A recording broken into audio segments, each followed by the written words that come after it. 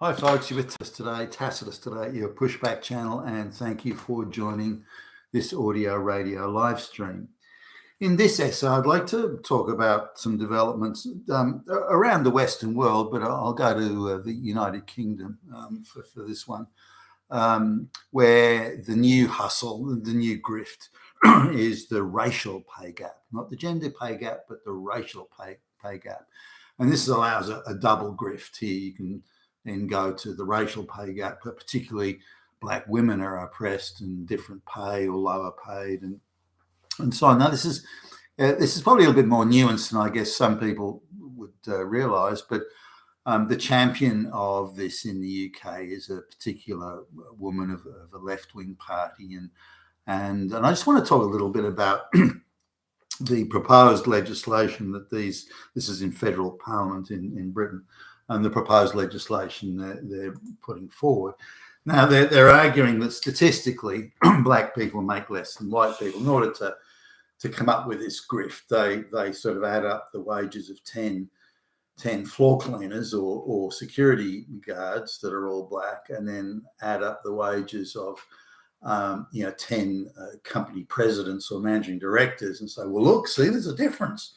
The floor cleaner makes less than the company president. Now, that's always been the case, whether it involves black people or not, or women or not, or men or not. And so by making those sort of crude and absurd comparisons, they could argue, well, there are more black people employed as cleaners and security guards than there are managing directors or any other field where. So they can argue those things, but they then have to go into things like, well, the black person actually left school at 14, and they've got no education. They're in fact functionally illiterate, so they've got a very limited horizon for job opportunities.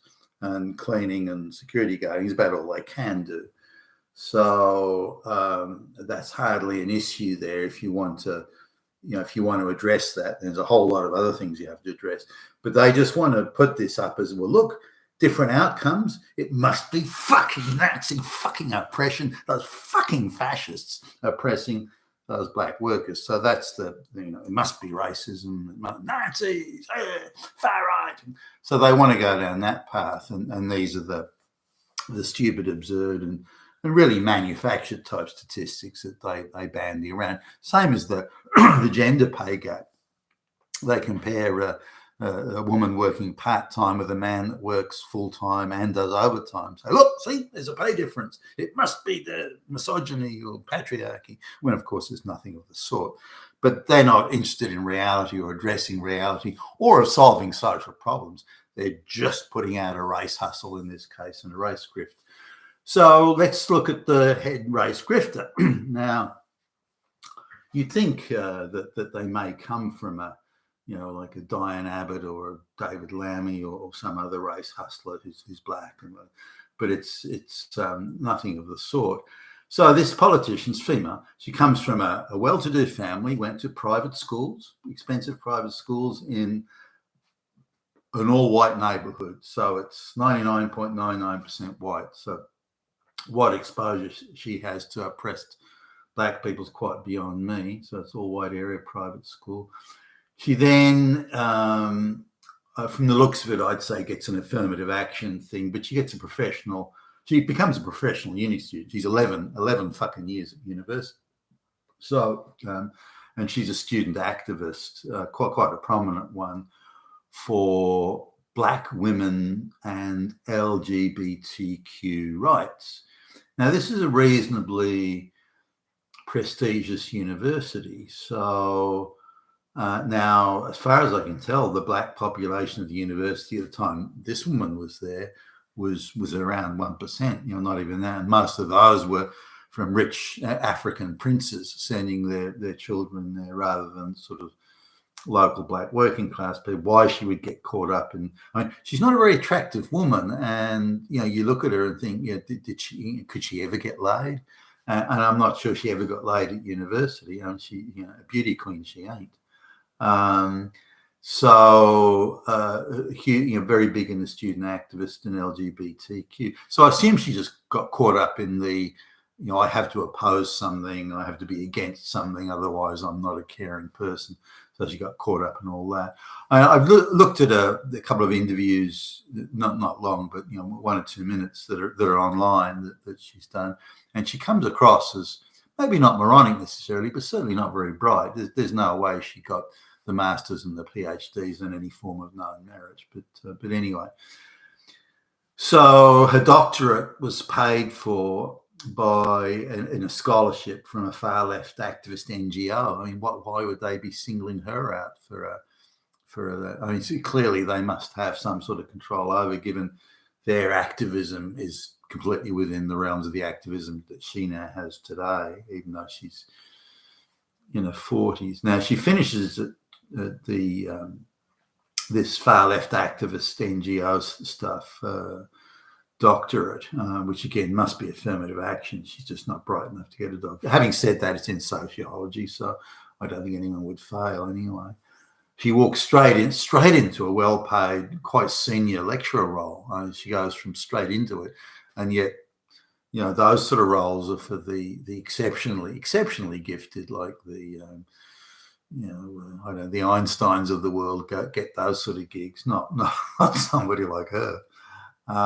She's also, during that time, as a widely published author, books and serialization of her. Now, you read her stuff. I don't know how much plagiarism may or may not be in that stuff, but you read her stuff, and there's certainly nothing impressive about it.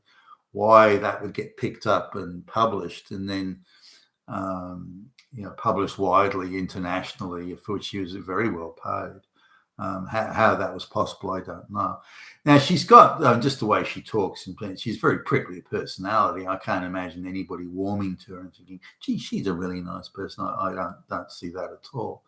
And I can't imagine her talking to constituents. I can't imagine her at a radical feminist session where they just scream hate at everything.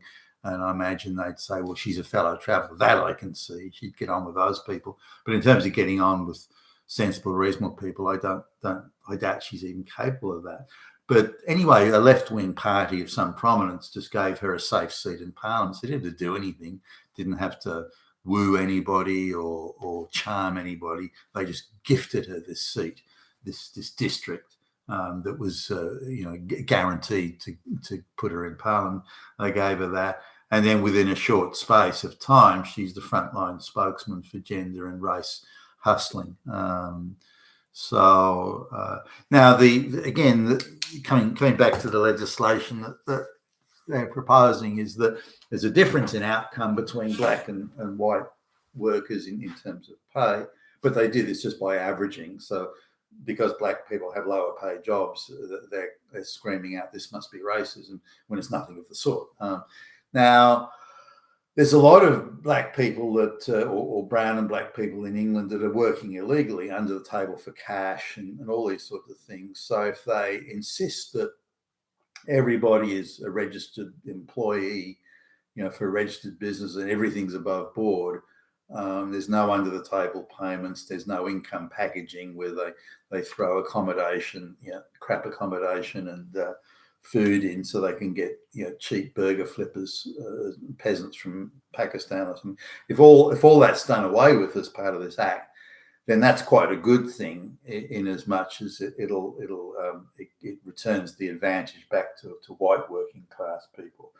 In as much as if you have to pay everybody the same, why would you employ the illiterate black peasant when you can employ the fully literate functional white person that can do anything you tell them, that can read and write and so on? So there's that. So it could have a backhander effect that maybe they haven't thought through. Maybe they're not going to do it because it's something of great fanfare. We're supporting black equality and we're fighting back against all those white Nazis. So that's probably a good hustle headline to bandy around, and they can get the media to amplify. But I just want to sort of, and this woman who's straight, as far as I can gather, at least, she doesn't look it. But anyway, she's supposedly married with children. They live in one of the wealthiest neighbourhoods in England, and they live in like a village that's pretty much all white. in a district that until a few years ago was pretty much all white. And it's only the southern end of the district where there's a lot of black and brown people have come in the last 10 years. But in the northern, central and northern part of this district, it's all white, it's still all white. So why would somebody who's such a a race grifter, apparently so concerned about black people, why would they live in an all-white neighborhood? Why not get with get into those high crime neighborhoods, experience the diversity, experience the multiculturalism? But no, they want to live in a nice, quiet, tree-lined street in an all-white neighborhood. That's a bit disingenuous, isn't it? But that's the sort of people that are around there. Now, I don't know if she actually believes any of this stuff.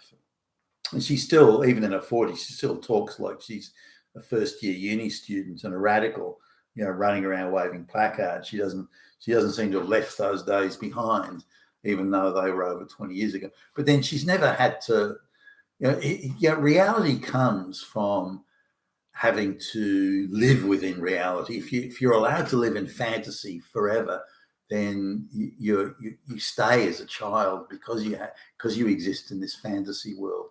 Now, as the reality of it is, if you've got to go and sit down in front of someone you don't know and convince them you can do a job, as an employer, you can do a job and you're capable of doing it, and you've got the credentials, the qualifications, these sorts of things, and you have to win it meritoriously. You can't roll up for an interview and say, well, I hate all white people and I'm going to fight Nazis. Good, the job's yours. It's not that sort of work. The fantasy world's that, but not the real world. The employer wants to know, although this seems to be changing these days, the employer wants to know, can you do the fucking job? And so getting employed on merit and then having to earn money based on your capability, your meritoriously assessed capability, and based on, you've got to pay your rent or your mortgage or your electricity bill, all that sort of stuff. Then that grounds you in reality. You have to face reality when you're living that sort of life. But this woman's never had to face that sort of reality, ever. And she's been able to exist in this fantasy world of the college kid, 11 years at fucking university, for Christ's sakes. A college kid, she's been gifted everything, either whether it's on race, gender quota, or affirmative action. And the only requirement she has to meet is to be an ideological fanatic and to hate, straight white patriarchy, misogyny, and race, Nazis, and all she's got to do is say, I'm against that, and the rest has all just been handed to her. She's never had to actually achieve something to get where she is today, and yet she lives again in one of the wealthiest neighborhoods in Britain, and in terms of the wealth of her, her and her husband, they've got a very substantial income coming in the door. Both are in the politics, and both get astonishingly generous book deals and all sorts of things. So a lot of, the globalist machine is shoveling a lot of money her way. As long as you keep on saying, I hate all Nazis and all white people and patriarchy, as long as you keep saying that, which is part of the globalist plan to dislocate and to undermine Western society, as long as you're doing that, you're useful to the globalists, and they will reward you handsomely for it. You've been with Tacitus today, your Pushback channel, and thank you for listening.